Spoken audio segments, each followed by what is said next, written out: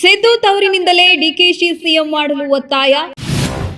ಡಿಕೆಶಿ ಅವರ ತ್ಯಾಗ ಕೊಡುಗೆ ಪರಿಗಣಿಸಿ ಡಿಕೆಶಿ ಸಿಎಂ ಮಾಡಿ ಖರ್ಗೆಗೆ ಮತ್ತೊಂದು ಪತ್ರ.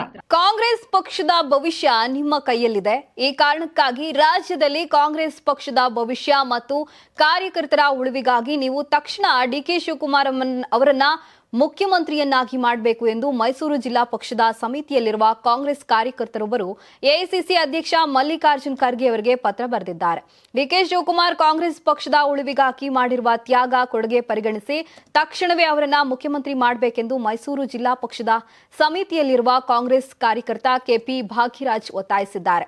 ಇತರ ರಾಜ್ಯಗಳಲ್ಲಿ ರಾಜಕೀಯ ಅಸ್ಥಿರತೆಯ ಸಮಯದಲ್ಲಿ ಕಾಂಗ್ರೆಸ್ ಸರ್ಕಾರಗಳನ್ನು ರಕ್ಷಿಸುವಲ್ಲಿ ಶಿವಕುಮಾರ್ ನಿರ್ಣಾಯಕ ಪಾತ್ರ ವಹಿಸಿದ್ದಾರೆ ಎಂದು ಪತ್ರದಲ್ಲಿ ಹೇಳಲಾಗಿದೆ. ಮಹಾರಾಷ್ಟ್ರದಲ್ಲಿ ವಿಲಾಸ್ ರಾವ್ ದೇಶ್ಮುಖ್ ಅವರ ಕಾಂಗ್ರೆಸ್ ಸರ್ಕಾರ ಪತನ ಅಂಚಿನಲ್ಲಿದ್ದಾಗ ಡಿಕೆ ಶಿವಕುಮಾರ್ ಮಧ್ಯಸ್ಥಿಕೆ ವಹಿಸಿದ್ರಿಂದ ಮಹಾರಾಷ್ಟ್ರದಲ್ಲಿ ಕಾಂಗ್ರೆಸ್ ಸರ್ಕಾರವು ಉಳಿಯಿತು ಎಂದು ಪತ್ರದಲ್ಲಿ ಬರೆಯಲಾಗಿದೆ.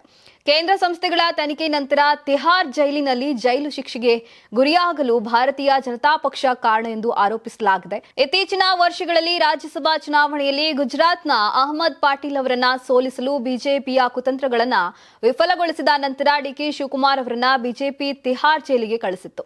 ಅಂತಹ ಪರಿಸ್ಥಿತಿಯಲ್ಲಿ ಅವರು ತಮ್ಮ ಜೀವನವನ್ನ ಪಣಕ್ಕಿಟ್ಟು ಕಾಂಗ್ರೆಸ್ ಪಕ್ಷದ ರಕ್ಷಣೆಗೆ ನಿಂತರು ಎಂದು ನಿಮಗೆ ತಿಳಿದಿದೆ ಎಂದು ಭಾಗ್ಯರಾಜ್ ಪತ್ರದಲ್ಲಿ ಬರೆದಿದ್ದಾರೆ. ಕರ್ನಾಟಕ ಪ್ರದೇಶ ಕಾಂಗ್ರೆಸ್ ಸಮಿತಿಯ ಅಧ್ಯಕ್ಷರಾಗಿ ಶಿವಕುಮಾರ್ ಅವರ ಅಧಿಕಾರಾವಧಿಯು ರಾಜ್ಯದಲ್ಲಿ ಪಕ್ಷವನ್ನ ಸ್ಥಿರಗೊಳಿಸಿದ್ದಾರೆ. ವಿಧಾನಸಭಾ ಚುನಾವಣೆಯಲ್ಲಿ ಪಕ್ಷವು 136 ಸ್ಥಾನಗಳ ನಿರ್ಣಾಯಕ ಜನಾದೇಶವನ್ನ ಪಡೆಯಲು ಅವರೇ ಕಾರಣ ಎಂದು ಹೇಳಿದ್ದಾರೆ.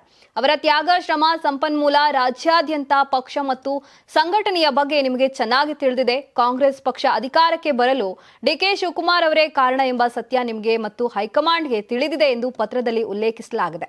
ಆದ್ದರಿಂದ ಪಕ್ಷದ ಅಧ್ಯಕ್ಷರಾಗಿ ಕೆಲಸ ಮಾಡಿದ ಡಿಕೆ ಶಿವಕುಮಾರ್ ಅವರನ್ನ ಆದಷ್ಟು ಬೇಗ ಮುಖ್ಯಮಂತ್ರಿಯನ್ನಾಗಿ ಮಾಡಬೇಕು ಎಂಬುದು ನನ್ನ ಆಲೋಚನೆ. ಕಾಂಗ್ರೆಸ್ ಕಾರ್ಯಕರ್ತನಾಗಿ ಅವರನ್ನ ಮುಖ್ಯಮಂತ್ರಿಯನ್ನಾಗಿ ಮಾಡಲು ನಿಮ್ಮ ಕೈಲಾದಷ್ಟು ಪ್ರಯತ್ನಿಸಬೇಕೆಂದು ನಾನು ನಿಮ್ಮಲ್ಲಿ ವಿನಂತಿಸಿಕೊಳ್ಳುತ್ತಿದ್ದೇನೆ ಎಂದು ಬರೆದಿದ್ದಾರೆ.